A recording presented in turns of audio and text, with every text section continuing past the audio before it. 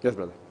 Assalamu alaikum, Zadar bhai. Walaikum assalam wa barakatuh. Last week there was an event which took place in Denmark displaying cartoons, and there is a wide protest going across the globe in against whatever was displayed of Prophet Muhammad, peace be upon him.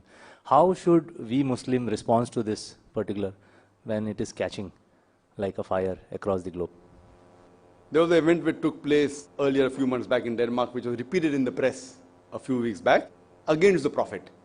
The background of it is that 30th of September, one of the Danish newspapers, it published 12 cartoons, 12 caricatures of Prophet Muhammad, which was not in the right spirit, was on the negative side. And many of them were made to defame him. One of them showing him wearing a turban in the way of a time bomb, and along with ladies around him, etc. So this was published on the 30th of September. After it was published, about 3 weeks later, on the 20th of October, the ambassadors of Muslim countries in Denmark and the other Muslim religious people, they approached the Prime Minister and told him what is happening is wrong, and there should be an apology and we should take back all these things, which did not give a good positive response. After that, there were people who tried to tell them that this is wrong. Later on 20th of January, these 12 caricatures, 12 cartoons depicting Prophet Muhammad in the negative manner, showing me the religion of terrorism, carrying a sword, along with women, wearing a time bomb on his head, etc. All these things was reprinted in a Norway newspaper. In the Denmark, it was mainly to local people in that language. Then the whole issue took place, and there was a big hue and cry in the Muslim world. As far as the question is concerned that how should the Muslims respond to this thing, these things have taken place in the past also. Such things, whether it be Salman Rushdie, whether it be Taslima Nasreen, whether it be in USA, whether it be abusing the Prophet. And as you may be aware that according to a Time magazine report which came on the 16th of April 1979, in a span of 150 years, from 1800 to 1950, more than 60,000 books have written against Islam. That means more than one book a day was written against Islam in a span of 150 years before. After 9/11, it has reached epidemic levels. Maybe several books are written every day, and several articles are coming every day throughout the world, whether on the internet, whether it be on the newspaper, whether it be on satellite channels, whether it be in the form of books or pamphlets, and this has reached epidemic levels. So what should be the response of the Muslims when such articles come or such thing comes in the media, whether it be in the television, whether it be the print media, etc., someone abusing the Prophet or defaming the Prophet? What should be the Muslim stance? And we find people giving different opinions. As far as I'm concerned, my opinion is that broadly, if you categorize the way the Muslim should respond to such defamation and such allegations against Islam, especially the Prophet and Allah subhanahu wa ta'ala, broadly I can categorize it in 6 different categories. How can you respond?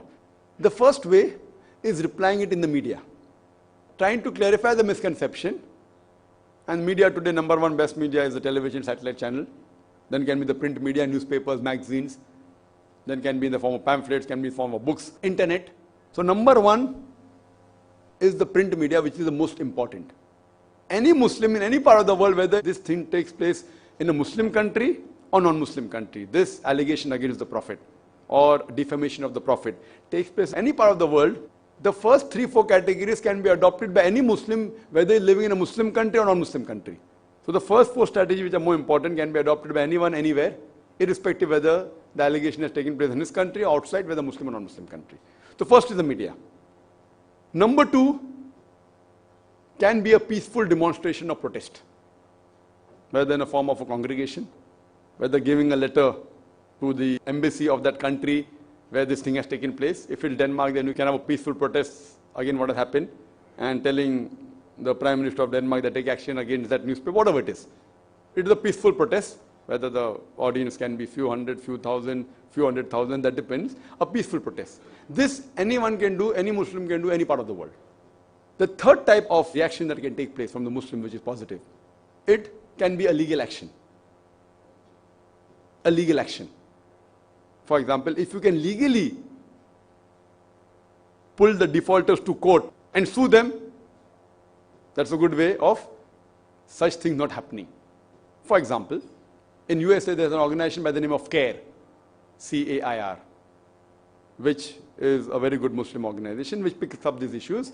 And just to give an example, You may be aware of the Nike company, also called as Nike, Nike, very famous company which makes sports goods, t-shirts, shoes, etc. And they had made a shoe having some Islamic inscription on it or mentioning Allah at the rear side. So you look from behind, Allah was inscribed, or it was put at the part of the shoe, which is the defamation.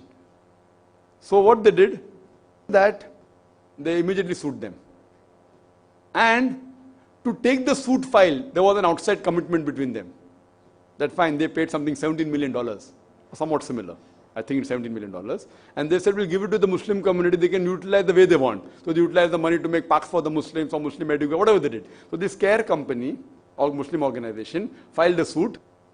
I don't think so it went into the court because they were afraid the suit would be too high. So they had outside settlement. Whatever it is, whether the court asked them to pay a compensation or outside settlement, it was somewhere close to $17 million, which is, mashallah, a very big amount. Very big amount. Maybe, more than 80 crores of rupees, imagine. Just for that one act. And they removed the shoes. Main act was, the shoes was removed. It wasn't manufactured. So legal action. So if anything happens, you can think you can go to the court of law. But in certain countries, suing doesn't, like in India, if you sue it, hardly you'll come to any conclusion. The law is so that the case may run for 10 years, 20 years. So depending upon the country, in USA, the laws are very strict, copyright laws are strict, suing laws are strict. So depending upon the situation. So as far as the first and second strategy can be done anywhere in the world, that is by media replying, clarifying the misconception, writing letters, printing books, what is wrong, what is the right picture of the Prophet and Islam. Number 2 is a peaceful protest. Number 3 is legal action, whatever way you can, if it's practical in that country. Even if it's not practical, at least make an effort to see if you can get the person to task. The fourth type of strategy is using economic pressure or business pressure, which may not be applicable again throughout the world. But if you know that by boycotting certain goods of that country where this act has taken place, if act takes place in a country, or that country per se, the Prime Minister is condoning it, not condemning it. That means he's part and parcel to it. Fine? So you boycott that. Like as you know, what happened in the Gulf country, many of the people, when the Gulf War took place, they boycotted all the American goods, and there was a big loss as far as to America was concerned. And this was an economic embargo or an economic boycott, which no one can object. Internally, people do it. But depending, suppose if I say here that boycott certain goods in America where the percentage of Muslim using is small, so it will be a waste of time. If it's causing an impact and damage to the economy, do it. That is the fourth strategy. The fifth can be a political action. Political action means the Muslim countries themselves, they take a stance that now they on a political level, they tell the Prime Minister of that country that this has to stop, otherwise we will stop your embassy in our country, we will take back our ambassador, whatever it is. So that is the fifth strategy that can be done on a political level, directly. The Prime Minister talking among themselves, the President talking among themselves on a political level that this should stop, there should be apology, otherwise political boycott will take place. And the last and the sixth is a demonstration or any act with force. For example, people may do something and may burn effigy, may pelt stones at the embassy. Some people may take a bomb and blast, etc., which is happening, which as far as the first 5 are concerned, there's no problem. No one will object to. Even the people doing it, they can object. Why? If it's freedom of speech, then we have a freedom to reply on the media. So no one, even if he's the enemy, if he writes against the Prophet and if he reply in the media, he can object it is wrong. Point number 2, peaceful demonstration, no one can object. You wrote against, it is our freedom of speech. We are coming there and we are objecting to it. Peaceful way, handing a letter. No one, not even the worst enemy of Islam can object. No country can object to the second strategy. First, second. Third is boycotting the goods. It's my choice. I don't want to have your goods. I don't have American products. I don't have Danish products. It's my choice. No one can object. Fourth, legal action. I'm taking legal action. Whether the court punishes or gives them a compensation, that's your problem. But no one can object on a suit being filed. Fifth is political. The political party is putting a pressure, which no one again can object. Sixth, violence or force, people can object.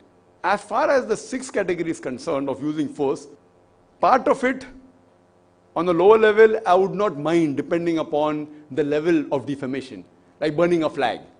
May be useful, may not be useful, but no objection. As far as force is concerned, the sixth category, difference of opinion. But the last one, catching a foreigner of that country, a citizen of the country, taking him as an hostage, or killing him, this Islam prohibits. Taking an American because they have done that, now I will kill him, or I'll take a bomb and blast, this Islam prohibits. So as far as the first 5 categories which I spoke about, strategies, neither Islam will object, neither non-Muslim will object. The 6th category, little bit force, burning a flag, burning a effigy, most people will not object, and Islam also, you cannot say it's totally haram. But in the 6th category, higher level, using force and catching an innocent person and killing, Allah says in the Quran in Surah Ma'idah chapter number 5 verse number 32, that if anyone kills any other human being, unless it be for murder or creating mischief in the land, it is as though you have killed the whole of humanity. If you kill any human being, whether Muslim or non-Muslim, unless it be for murder or for creating mischief, it is as though you have killed the whole of humanity. And if you save any human being, you have saved the whole of humanity. So if you catch the person who's involved in that act, then it may be possible. But catching an innocent citizen of some country, this is totally prohibited in Islam. If you catch the person who's done that crime, and if it is an Islamic country, give him the punishment, what Islamic law says, I've got no problem. So this is the normal way a Muslim can react.